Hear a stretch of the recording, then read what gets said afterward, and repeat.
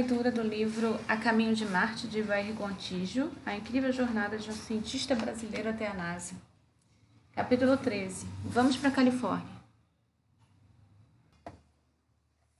Na Escócia, dias de sol eram raros. Por isso, os primeiros meses na Califórnia foram quase como se estivéssemos no Brasil. O céu azul de manhã todo dia, o calor, o cheiro dos eucaliptos, a enorme quantidade de estudantes de bermuda. Tudo aquilo era uma novidade e um contraste com o clima da Escócia.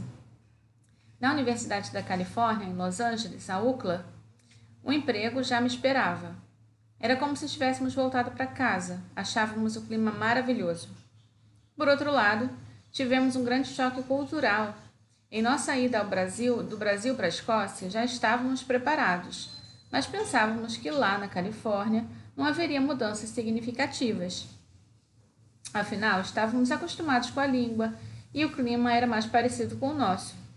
Essa perspectiva fez com que o choque fosse bem maior do que esperávamos. Nossas interações iniciais com os californianos nos fizeram pensar que eles eram extremamente rudes e mal educados em comparação com os escoceses. Por exemplo, quando estávamos procurando apartamentos para alugar, pedimos informações em um quiosque que vendia ingressos para um torneio de tênis que estava acontecendo na UCLA. O atendente nos disse que estava ali para vender ingressos, não para dar informações, e nos virou as costas. Demora um tempo até a gente aprender as regras do jogo em outro país, em outra cultura. Não adianta ir contra a maré, é preciso encontrar maneiras de se adaptar a elas o mais rápido possível. Em todo bairro, cidade, país, existem pontos positivos e negativos, vantagens e desvantagens.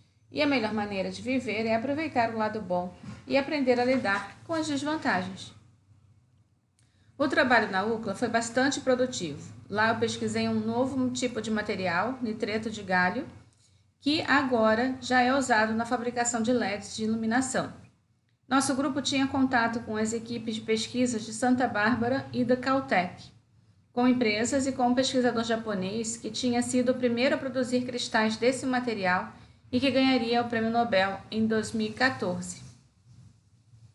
Nessa época, publiquei um artigo científico que continha resultados importantes para engenheiros e cientistas do mundo todo.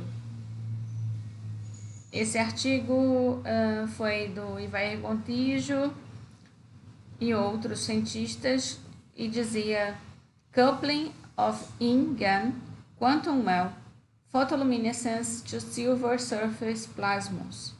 Physical Review B, volume 60, número 16, 11564-11567, de 1999. Meu contrato na UCLA era de apenas 2 anos, e em 1999 eu comecei a procurar outro emprego. Estávamos no auge da primeira revolução da internet, com muitas empresas aparecendo, todos achando que iriam ficar ricos em 2 ou 3 anos. Foi uma época emocionante em que pessoas com perfis técnicos eram muito valorizadas e havia bastante trabalho para engenheiros, físicos e programadores. Locais como o Jet Propulsion Laboratory da NASA, em Pasadena, estavam com problemas para manter seus funcionários e eram frequentemente recrutados por empresas oferecendo salários mais altos e participação acionária. Essa era a parte mais atraente, as chamadas Stock Options, que poderiam tornar uma pessoa milionária em pouco tempo se a empresa desse certo mesmo e passasse a negociar suas ações nas bolsas de valores, maiores bolsas de valores, ou se fosse comprada por outra. Muita gente fez fortuna nessa época. Então, um dia eu descobri um anúncio de emprego na JPL. Candidatei-me e fui até lá dar uma palestra sobre meu trabalho com lasers, LEDs e detectores de luz. Apesar de a palestra e a entrevista terem sido um sucesso, havia uma questão com meu visto de trabalho que estava atrelado à UCLA. A opção era que a Caltech, de que a JPL faz parte, solicitasse outro visto temporário para mim. Assim, eu teria mais um desses contratos de trabalho por tempo fixo. Isso não me pareceu uma boa ideia, porque só estaria adiando a solução do meu problema de visto. O ideal seria que pedissem um green card para mim, de forma que eu pudesse ter um emprego permanente no país. Era um longo processo, muito complicado e caro. Porém, fui informado de que eles não achavam que isso valesse a pena, porque em casos anteriores os engenheiros saíram do emprego logo após receberem green card, trocando-os por uma startup qualquer. A única alternativa era mesmo um contrato por tempo fixo, com visto temporário. Decepcionado, desisti de trabalhar no JPL, pelo menos por enquanto. Pedi essas informações na UCLA sobre pedidos de vistos de trabalho e green card. Eles também não estavam interessados em fazer isso por mim, mas me recomendaram um escritório de advocacia especializado nisso. Eu fui lá conversar com os advogados e, depois de analisarem o meu caso, me disseram que, primeiro, eu deveria pedir um visto de trabalho da categoria Outstanding Ability, e só é dado para pessoas que conseguem provar que ao serviço de imigração que sua permanência e atuação no país é de interesse dos Estados Unidos. A grande vantagem desse tipo de visto é que ele não está atrelado a uma empresa específica e permite à pessoa mudar de trabalho e fazer o que quiser.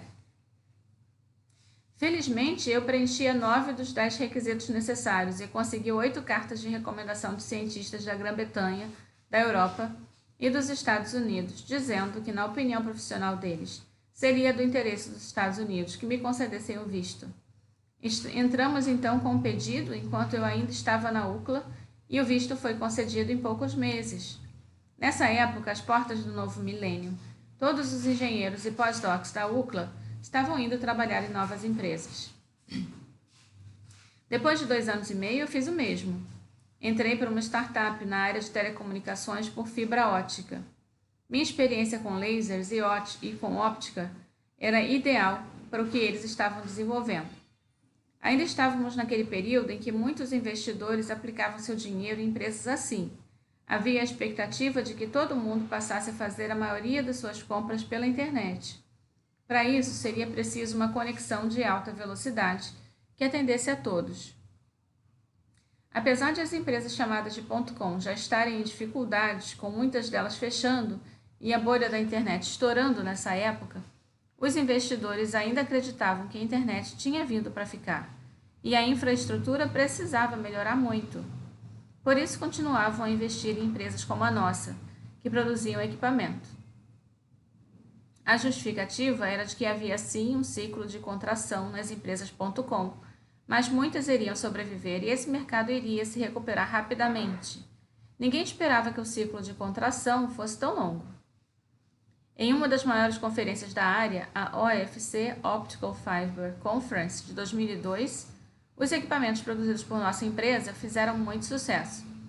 Conseguimos fechar vários contratos com novos clientes que ainda estavam montando a infraestrutura da internet de alta velocidade. Empresas maiores tentaram comprar a nossa e poderíamos mesmo ter ganhado muito dinheiro, mas o conselho de administração não quis vender. Queriam segurar a empresa mais um ano e só então colocar as ações na bolsa de valores. Ganharíamos muito mais assim, provavelmente 3 ou 4 vezes mais.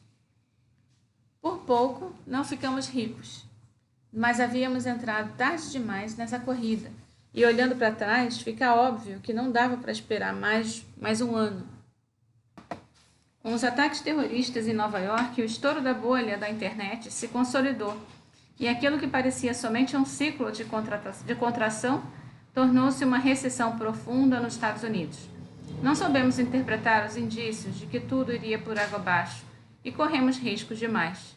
Menos de um ano depois da nossa demonstração na UFC, todo o nosso grupo foi demitido e fecharam essa área de desenvolvimento da empresa, que passou a se concentrar em telefones celulares e internet sem fio. Dezenas de milhares de engenheiros dos Estados Unidos perderam o emprego nessa época e eu fui um deles.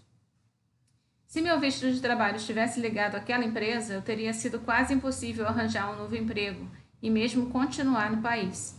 Depois desses altos e baixos, estava novamente à procura de emprego. Eu não queria mais contratos temporários. Minha esposa estava trabalhando como pós-doc na UCLA, com um neurocientista famoso. Uma de suas colegas de trabalho era a esposa de um engenheiro da JPL. Na verdade, o engenheiro-chefe de uma das missões espaciais. Eu fui apresentado a ele, que foi muito prestativo, analisando meu currículo e me enviando os contatos de 12 pessoas de lá, que poderiam ter interesse em me contratar. Agora que eu já tinha resolvido a questão do visto, mandei o meu currículo e um e-mail individual para cada um, pedindo a oportunidade de uma entrevista de emprego. Eu não recebi nenhuma resposta. A maré tinha virado e dezenas de engenheiros e cientistas estavam tentando voltar para o JPL. Pelo jeito, eu conseguir um trabalho na NASA ia ser mais complicado do que eu pensava. Apesar das dificuldades que o setor estava enfrentando, em um mês eu consegui uma nova posição, fazendo quase a mesma coisa que antes, dessa vez em uma empresa maior de telecomunicações por fibra ótica. Era uma companhia que fazia ao contrário da outra. Ela produzia somente equipamentos de baixa tecnologia, menor velocidade, com um controle rigoroso de custos. Seus produtos não eram os mais baratos do mercado, mas eram de excelente qualidade, por isso tinham muitos clientes antigos e um modelo de negócio bem estabelecido. Em pouco tempo eu fui promovida a gerente de processos com um grupo de 15 engenheiros sobre minha responsabilidade. A empresa produzia mais de $1 milhão de produtos por semana, e o trabalho da nossa equipe era aprimorar os processos e desenvolver outros, para melhorar a qualidade, baixar custos e aumentar a produtividade. Fizemos tudo isso e mais. Conseguimos avanços importantes em automação, o que me rendeu um bônus de 25% do meu salário anual no fim do segundo ano. Eu aproveitei essa época para comprar um apartamento no bairro de Westwood, uma área excelente de Los Angeles, onde fica a UCLA. É claro que eu não tinha dinheiro, mas naquele tempo concediam empréstimos para qualquer pessoa, o chamado subprime. Nos primeiros 2 anos, o valor da mensalidade seria fixo, mas depois disso iria subir uma vez por ano. Alguns amigos logo me avisaram que provavelmente minha mensalidade subiria 50% logo no 3º ano. Por isso eu tinha que me preparar e refinanciar a dívida a partir do 3º ano, passando para o empréstimo fixo. De qualquer forma, eu pagaria mais daí para frente, porém o valor seria fixo por 30 anos. Durante os 2 primeiros anos, se eu economizasse, se as taxas de juros não tivessem subido muito, e se eu estivesse empregado, é claro, eu poderia até fazer um bom negócio. Eram muitos e se, mas decidimos correr esses riscos mesmo assim. Deu tudo certo e continuamos morando no mesmo lugar até hoje. A maioria das pessoas que fez esse tipo de empréstimo não tinha condições de pagar as mensalidades quando elas subissem, e provavelmente nem entendia direito o que estavam fazendo. Os bancos que emprestavam o dinheiro iam acumulando milhares de empréstimos assim e os juntavam com outros de menor risco antes de revender esses produtos para grandes investidores, como fundos de pensão, outros bancos e grandes conglomerados financeiros.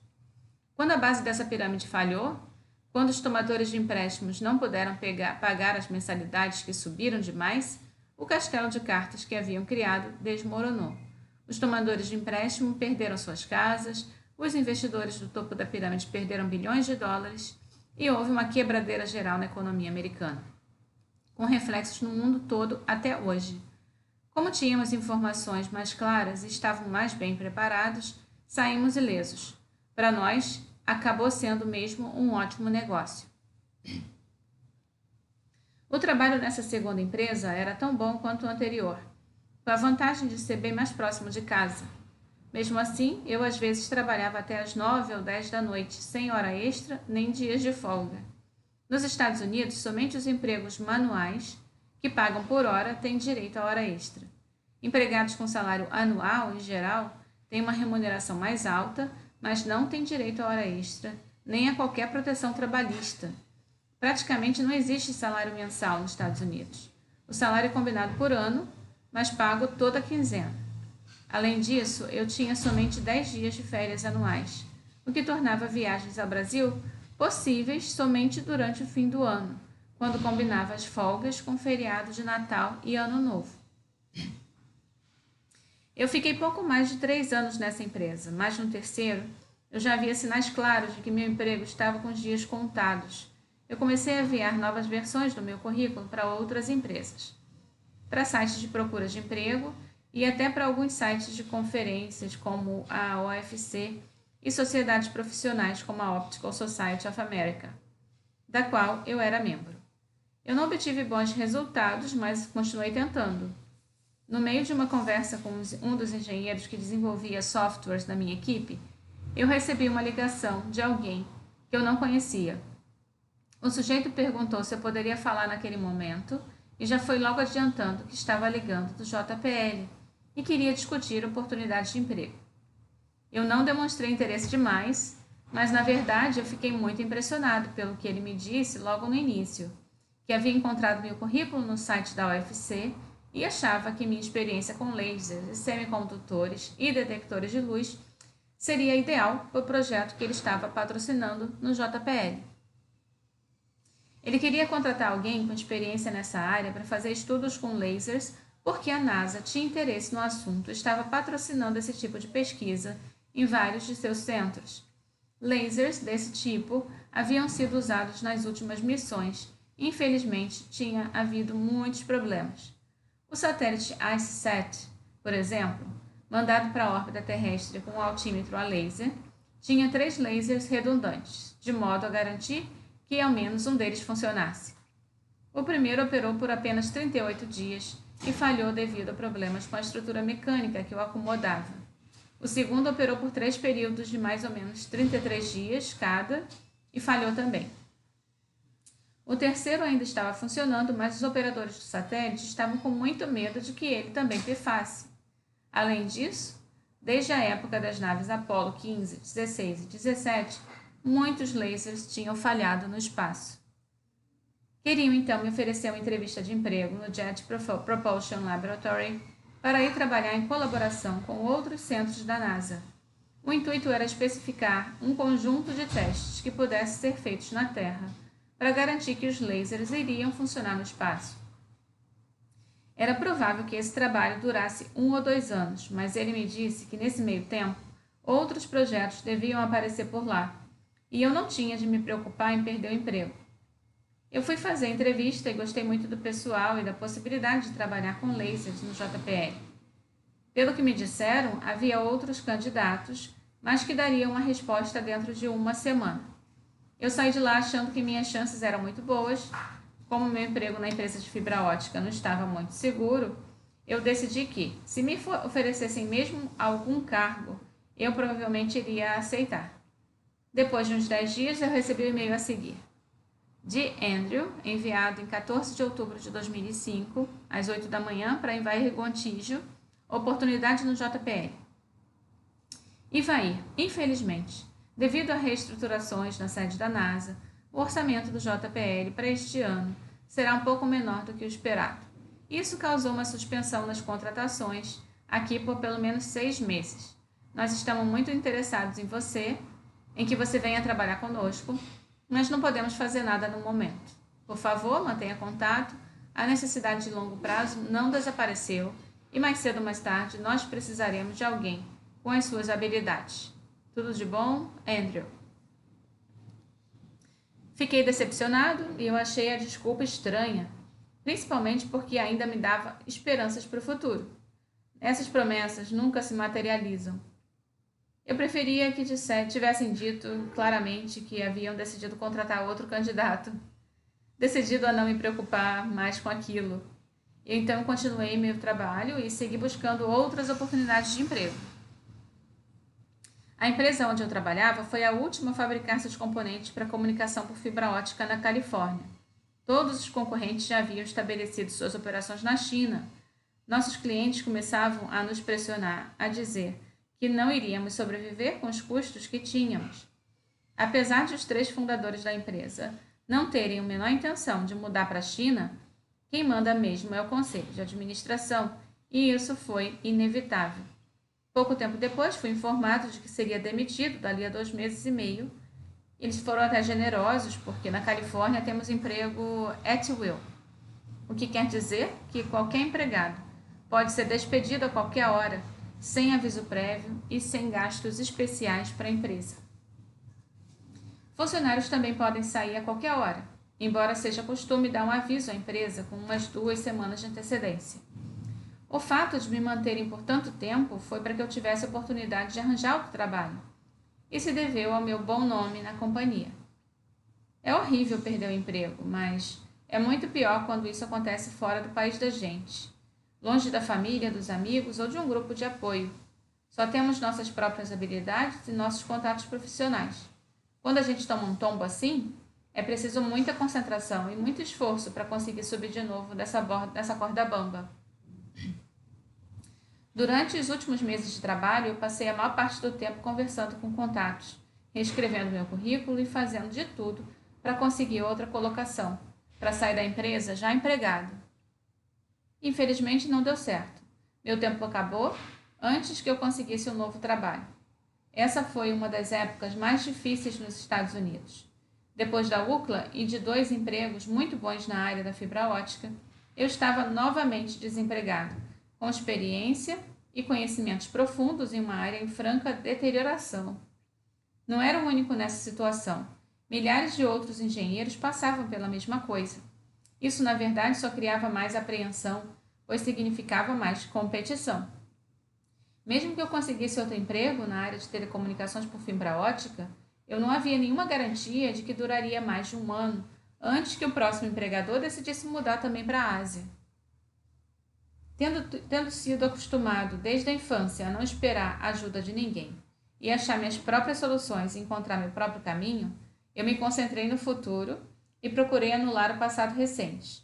Passei então a abrir ao máximo o leque de oportunidades e me candidatar a posições em áreas em que eu não tinha muita experiência. Foi assim que um dia vi o anúncio de um emprego no website da empresa STAR, Surgical Technology and Applied Research. Queriam contratar um engenheiro para projetar lentes para cirurgias de catarata, ou seja, lentes para serem implantadas no olho humano. Devido à minha formação em física, eu tinha um conhecimento muito bom de óptica e durante meu trabalho, nas empresas de fibra ótica, usaram um software especializado para cálculos e otimização de lentes. Estávamos naquela época interessados em transferir o máximo de luz de dentro das fibras ópticas para detectores de luz. Isso era feito através de lentes, que não eram da melhor qualidade, então estávamos tentando ver o que poderíamos fazer para melhorar a transferência de luz sem aumentar o preço do produto. Eu nunca tinha feito cálculos de lentes a serem implantadas no olho humano, mas não tinha a menor dúvida de que seria capaz. Além disso, seria muito bom abandonar a área de telecomunicações por fibra ótica, que já não estava mais em expansão. A grande dificuldade seria convencer essa empresa a me conceder uma entrevista, já que eu não tinha experiência. As chances de conseguir esse emprego eram muito pequenas, mas se não tentasse, seriam nulas. Em uma sexta-feira de manhã, menos de uma semana depois de enviar meu currículo para eles, eu recebi uma ligação do vice-presidente de pesquisa e desenvolvimento e fiz uma entrevista por telefone. Foi tudo bem e ele me convidou para ir até a empresa fazer uma entrevista pessoalmente na segunda-feira seguinte. Ele me deu também algumas dicas sobre o novo tipo de lente que queriam produzir e eu já fui logo me oferecendo para dar uma palestra de 1 hora sobre como poderíamos realizar tal projeto. Eu passei então o fim de semana pesquisando, achei um artigo científico descrevendo o melhor modelo óptico de olho humano e o recriei em software. Fiz vários cálculos detalhados mostrando como e onde colocaríamos a nova lente no olho, produzi figuras que mostravam resultados promissores, preparei minha apresentação e lá fui eu com cara e coragem. Consegui convencê-los e em uma semana já estava contratado para o cargo de engenheiro óptico e chefe do grupo de pesquisa e desenvolvimento, com 7 engenheiros sobre minha responsabilidade. Meses depois, meu chefe me contou um detalhe interessante sobre a contratação. O filho dele era casado com uma brasileira de Minas Gerais. Então, quando viu que eu era de Minas, foi logo perguntar à nora sobre aquela universidade que parecia no meu currículo, a UFMG, de que ele nunca tinha ouvido falar. Perguntou se ela achava que ele deveria pelo menos fazer uma entrevista por telefone comigo. A resposta foi algo como: o pessoal da física da UFMG é tão bom que eles podem quase andar sobre a água. Eu nunca conheci essa brasileira que me ajudou a conseguir essa entrevista, nem aprendi a andar sobre a água, mas fizemos coisas importantes por lá. Há mais de 1 milhão de pessoas no mundo todo com implantes de lentes que foram projetadas por mim e produzidas pela empresa em suas fábricas, que ficam na Califórnia e na Suíça. Passados uns 7 meses da minha contratação, estávamos tocando vários projetos, desenvolvendo inovações em quase todas as linhas de produtos. A maioria das lentes era produzida uma a uma, cortada com ferramentas de diamante natural. Outras 2 linhas de produtos mais antigas eram as lentes moldadas. E como queríamos melhorá-las também, teríamos de refazer os moldes, o que custaria uma fortuna. No entanto, conversando com meu chefe e com os engenheiros do meu grupo, chegamos à conclusão de que talvez fosse possível mudar somente a metade deles, o que conseguimos fazer, gerando uma economia de milhões de dólares para a empresa e transformando essa linha de produtos. No meio de tanto trabalho, eu recebo em casa um e-mail com o assunto Freeze Over. Minha primeira reação foi apagar a mensagem sem nem ler, porque não sabia do que se tratava. Pensei que fosse mais um daqueles e-mails oferecendo alguns produtos ou serviços que eu certamente não teria interesse. Aí depois já fiquei com uma impressão de que aquele título me soava meio familiar e resolvi olhar a caixa de mensagens apagadas e deparei com a seguinte mensagem: de Andrew, 3 de maio de 2006, 5h42 da tarde, para Ivair Gontijo, fim da suspensão, freeze over. Ivair, nossa suspensão de contratações no JPL chegou ao fim. Estamos interessados em falar com você sobre o cargo para o qual foi entrevistado anteriormente. Por favor, nos informe se ainda está interessado. Obrigado, Andrew. Para o meu espanto, eu constatei que ele vinha do JPL. O autor da mensagem, o mesmo engenheiro que havia entrado em contato comigo quase um ano antes, me dizia que finalmente tinham voltado a contratar e ele queria que eu fosse lá para uma nova entrevista se eu ainda tivesse interessado. Eu fui e fiz. Ofereceram-me um emprego, inclusive com um salário 15% maior do que eu recebia na empresa de lentes. E agora? Como largar todos aqueles projetos de lentes de catarata no meio? O trabalho estava indo muito bem e os primeiros moldes para os testes, que haviam custado $25 mil, iriam chegar na semana seguinte. Se eu abandonasse tudo aquilo até que a empresa conseguisse contratar outra pessoa, se passariam no mínimo 6 meses. Na pior das hipóteses, tudo aquilo iria se perder e eles teriam que recomeçar do zero. De qualquer forma, todos aqueles projetos da empresa iriam ficar muito atrasados. Por isso, antes de aceitar a nova oferta de emprego, eu fiz algumas sondagens no JPL, para saber se seria possível continuar trabalhando para outra empresa fora do meu horário na NASA, durante a noite, nos fins de semana. Foram conversar com o Departamento de Recursos Humanos e concluíram que, como o trabalho nessa empresa não tinha nada a ver com o da NASA, não haveria conflitos de interesses. Então, não viam nenhum empecilho à minha ideia de conciliar os dois lados, contando que isso não atrapalhasse durante o dia. A seguir, então, conversei com a empresa de lentes e disse que estava saindo, mas poderia continuar trabalhando nos projetos à noite e nos fins de semana. Gostaram da ideia, combinamos que eu continuaria até terminar aqueles projetos, mas como nossas novas lentes fizeram um enorme sucesso, depois eles acabaram me dando outras coisas para fazer em casa à noite e durante os finais de semana. Quando contei para um amigo americano que estava conciliando esses dois trabalhos, ele disse brincando: "Tá vendo? É por isso que precisamos de leis de imigração mais rígidas. Precisamos evitar que gente como você venha para cá tomar nossos empregos de 2 americanos." Eu esperava ficar nessa dupla jornada por apenas 6 meses, não pelos 9 anos que acabou durando. Bem, essa foi a experiência na Universidade da Califórnia, em Los Angeles. O próximo capítulo fala da parte do trabalho dele na JPL, do sonho à realidade, a construção do Curiosity. Fico por aqui então, terminou na página 163. Tchau, tchau.